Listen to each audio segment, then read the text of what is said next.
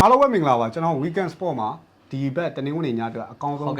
နှစ်ပွဲအရင်ဆုံးတင်ဆက်မှာပေါ့နော်ကျွန်တော်လာလီဂါနဲ့ကျွန်တော်ပရီးမီးယားလိဂ်ဆိုတော့လာလီဂါတွေကကျွန်တော်စောဆုံးကစားမဲ့ကျွန်တော်ဂီယူနာနဲ့အက်တလက်တီကိုပွဲစဉ်ကိုရွေးချယ်ထားတယ်ပထမဦးဆုံးအနေနဲ့ကျွန်တော်ရွေးချယ်ရတဲ့အကြောင်းရင်းကတော့ဒီအက်တလက်တီကိုနေပြစီမီယိုနီကဒီကျွန်တော်တို့ဒီပြောမယ်ဆိုရင်ဂီယူနာနဲ့ထိပ်ထိပ်တွေ့ဆုံမှုမှာသူက6ပွဲနိုင်တယ်9ပွဲတည်နေတပွဲပဲရှုံးခဲ့တယ်ဒီလိုပဲကျွန်တော်ဒီဂီယူနာနီးပြမီချယ်ရတယ်ပြန်ကြည့်မယ်ဆိုရင်ဒီအတတီကိုနဲ့ထိတ်တွေ့ဆုံနေမှာ तू က6ပွဲလောက်ထိတ်တွေ့ဆုံမှာ तू က9ပွဲလောက်တွေရှုံးတယ်တပွဲပဲနိုင်တယ်တပွဲတည်တယ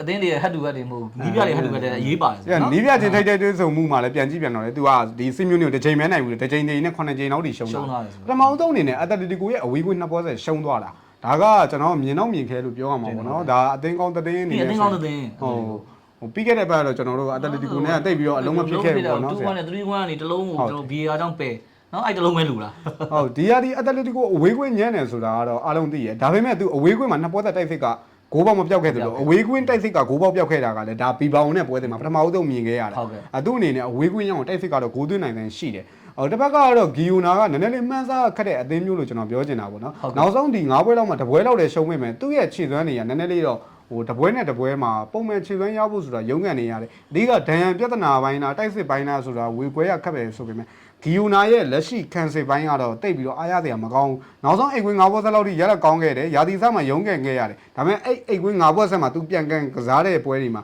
तू Real Madrid နဲ့တပွဲလောက်ပဲ1-1ကစားနိုင်ခဲ့ပြီးတော့ကျန်တဲ့ပွဲတွေမှာ Real Oviedo တို့ Alaves Real Oviedo တို့ Espanyol တို့နဲ့ပွဲတွေမှာ तू နိုင်တဲ့နိုင်ထိုင်တဲ့ပွဲတွေမှာမလုံနိုင်ခဲ့ဘူးဆိုတော့နောက်ဆုံးအိတ်ကွင်း2ပွဲသက်ကြေးအောင်လာတယ်ဂီယိုနာရဲ့အိတ်ကွင်းနောက်ဆုံး18ပွဲမှာဒီ2ပွဲတည်းပို့ပြီးတော့ကြေးအောင်ခဲ့တာမရှိသလိုလက်ရှိ2ပွဲဆက်ထိကြေးမကျခဲ့တာလေဒီရာသီမှာဒုတိယအကြိမ်မြောက်လို့ပြောရပထမတစ်ကြိမ်ကကျွန်တော်အစပန်ညိုဒဲဝင်ယူနဲ့ကိုမရှိသေးကြခဲ့ပြီးတော့ Valencia ကို2-1နဲ့နိုင်ခဲ့တဲ့ပွဲဒီပွဲပဲရှိတယ်ကျန်တဲ့ပွဲတွေမှာဟိုအများကြီးယုံကြည်စရာမကောင်းဘူးအစင်လာပိုင်းကတော့ကျွန်တော်ခုနပြောနေစရာတော့မလိုပါဘူးဒီမီချယ်နဲ့စီမျိုးနီနဲ့ထိတဲ့တွေ့ဆုံမှုပိုင်းမှာ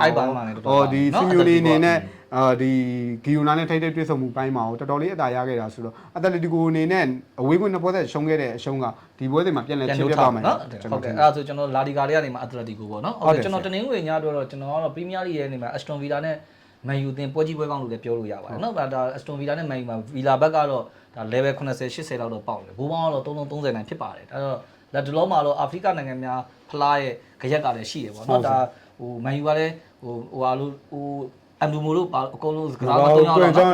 ့နောက်တန်းပိုင်းမှာလည်းတော်တော်လေးအားနေနေပို့ထားတဲ့အနေအထားမျိုးတွေရှိတဲ့အခါမက်စရောင်းအီလို့ပါတော့ဒါနော်ဒီလေးလည်းပါဝင်မှုမသေးကြအောင်မကွဲရတဲ့တန်းပြတယ်အဲ့တော့အဲ့အနေအထားတော့ရှိတဲ့အခါမှာဒီပွဲစဉ်ကတော့ကျွန်တော်အနေနဲ့တော့ဂိုးပေါ်ကြေးအောင်နိုင်ကြီးလို့ကျွန်တော်ရွေးချင်ပါတယ်ဂိုးပေါ်ကြေးအောင်နိုင်ကြီးတုန်းကကျွန်တော်တို့55.6ကျွန်တော်အနေနဲ့ပြောပြပါတယ်55.6ရာခိုင်နှုန်းရှိတဲ့တွက်ချက်မှုအောင်တာများတယ်နော်90ရာခိုင်နှုန်းအဲ့တော့55.6ရာခိုင်နှုန်းဂိုးပေါ်ဖြစ်နေတဲ့အတွက်ကျွန်တော်တို့ဒါ formula အရာကိုဂိုးပေါ်ကျွန်တော်ရွေးချယ်ပါတယ် okay ကျွန်တော်တို့ဗီလာဘက်ကိုကျွန်တော်သုံးသပ်ကြည့်ကြစို့အဲ့တော့ဗီလာကတော့ဆရာရဲတဲ့သိပါတယ်ဆ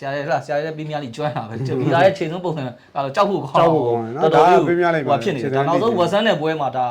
ရှုံးမဲ့ဟာကိုဒါရောဂျာမော်ဂန်ရောဂျာရဲ့ဒါခြေပါကိုတကူအနိုင်ကိုတကူနဲ့ကျွန်တော်ဗီလာနည်းနည်းအထင်ကြီးလာရှိရတယ်ဆရာဟိုဘရိုက်ဒန်နဲ့ပွဲရောအဲနောက်ဆုံးဝက်ဆန်နဲ့ပွဲရောသိရမှာအဝေးခွင်းရပြီသူကရှုံးမလို့လို့နဲ့ပြန်နိုင်သွားတယ်ပွဲက3ဂိုးလောက်ထိကိုပြန်ရနေရနေတာကျွန်တော်တို့ page မှာဝက်ဆန်ကိုပေးလိုက်တာဟာပြီးပြီပေါ့2ကြည့်လိုက်တော့2-1ဆိုတော့ဝက်ဆန်ဟာပြီးတော့ပြန်ဘယ်ဟုတ်မလဲ2-2အော်2-2ဆိုတဲ့ဝက်ဆန်အောင်သေးတယ်ဟာ2-3တဲ့ဒုက္ခပဲဆိုတော့အဲ့ဝက်ဆန်မြတ်လည်းကိုထက်လာအောင်မလာတော့ဘူးမလာတော့မျောသည်ပေါ့နော်အဲ့လိုဖြစ်သွားတာပေါ့အဲ့တော့ဗီလာရဲ့ခြေစုံကိုကျွန်တော်တို့ပြောပြတာပါအဲ့တော့ရန်ကောင်အဲ့လိုပြိုင်ပွဲစုံနောက်ဆုံးလေး9ပွဲဆက်နိုင်ထားတယ်ကစားခဲ့တဲ့နောက်ဆုံး18ပွဲမှာ15ပွဲမြောက်အနိုင်ကိုလည်းဒါ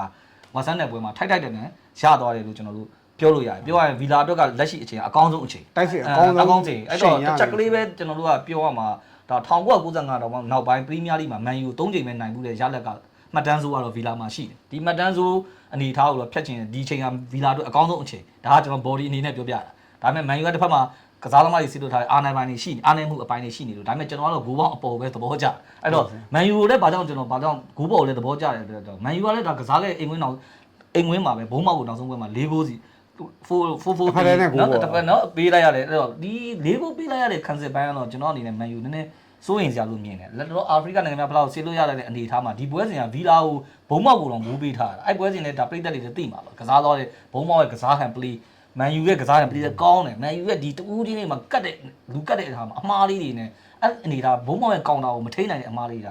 ပေးအဲ့လိုဘုံမောက်ကိုတော့ပေးရဆိုကျွန်တော်အနေနဲ့ဒီပွဲမှာဗီလာကိုပေးတော့ပေးရမှာပဲကိုကမန်ယူဖက်ဆက်ကကျွန်တော်ကတော့အဲ့လိုမြင်တာပေါ့နော်အဲ့တော့ ဒါကကျွန်တော်ဒီပလေးအရာစကားပြောတာပါပြောတယ်အဲ့တော့ဂိုးမောင်ပြောပြန်ကြည့်နိုင်အနေအထားအရာကဒီအစင်လာပိုင်းမှာမန်ယူကတော့အားတာချက်ရှိနေတယ်ပေါ့နော်အဲ့တော့ဗီလာကစားခဲ့တဲ့နောက်ဆုံး၃ပွဲစလုံးကိုကျွန်တော်ပြန်ကြည့်ကြတယ်၃ပွဲစလုံးကိုကျွန်တော်ပြန်ကြည့်တော့အပြန်လန်သွင်းကိုတွေနဲ့ကျွန်တော်တို့ဂိုးအပေါ်အောင်ခဲ့တာကိုကျွန်တော်တွေ့ရတယ်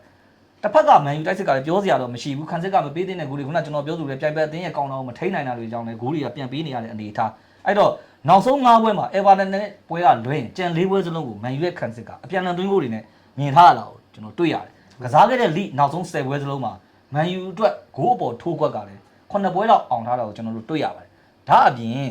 မန်ယူရဲ့လိအဝေးပွဲနောက်ဆုံး6ပွဲဇက်ကလည်း 2.5 ဝင်ရိုးနဲ့3ဂိုးအထက်တွေနဲ့ကြီးပဲကို6ပွဲစလုံးဂိုးပေါ်ဝင်ထားတာကိုကျွန်တော်တွေ့ရပါတယ်အဲ့တော့ထူးခြားချက်အနေနဲ့ပြန်ထပ်ပြောရင်ဗီလာကစားခဲ့တဲ့လိနောက်ဆုံး10ပွဲစလုံးကလည်းအဲ့ဒီအတိုင်းပဲဆိုတော့ဒီပွဲပြီးရင်ဗီလာကအဝေးပွဲ2ပွဲဇက်ကိုချယ်ဆီအာဆင်နယ်တို့နဲ့ကစားရမှာဖြစ်ပါတယ်အဲ့တော့လိအိမ်ဝင်6ပွဲဇက်လက်တော့နိုင်ထားတဲ့ဗီလာဒီစံချိန်ကိုတော့ဒီပွဲမှာကျိုးပြတ်ခံမယ်လို့ကျွန်တော်မထင်ဘူးအဲ့တော့ဗီလာတရေတော့ကစားနိုင်တယ်တရေကစားနိုင်တယ်ဘော်ဒီကိုမပြောဗီလာတရေတော့ကစားနိုင်တယ်မရှုံးနိုင်မန်ယူကလည်းမရှုံးနိုင်အဲ့တော့ဒီပွဲကအပြန်အလှန်သွင်းကိုနဲ့ဂိုးပေါ်ဝင်သွားမယ်ပွဲဖြစ်တဲ့အတွက်ကြောင့်ကျွန်တော်ကတော့3လုံး30နိုင်ကြီးမှာတော့ဗီလာမန်ယူပွဲကိုဂိုးပေါ်ကိုရွေးချယ်တယ်အဲ့တော့ကျွန်တော်တို့တနင်္ဂနွေညတဲ့ပထမအဦးဆုံးလာလီဂါနဲ့ပရီးမီးယားလိဂ်တွေကအက်တလက်တီကိုနဲ့မန်ယူဂိုးပေါ်ရွေးချယ်ပေးလိုက်ပါတယ်အားလုံးပဲအကျိုးမြတ်ရပါသေးဗျာ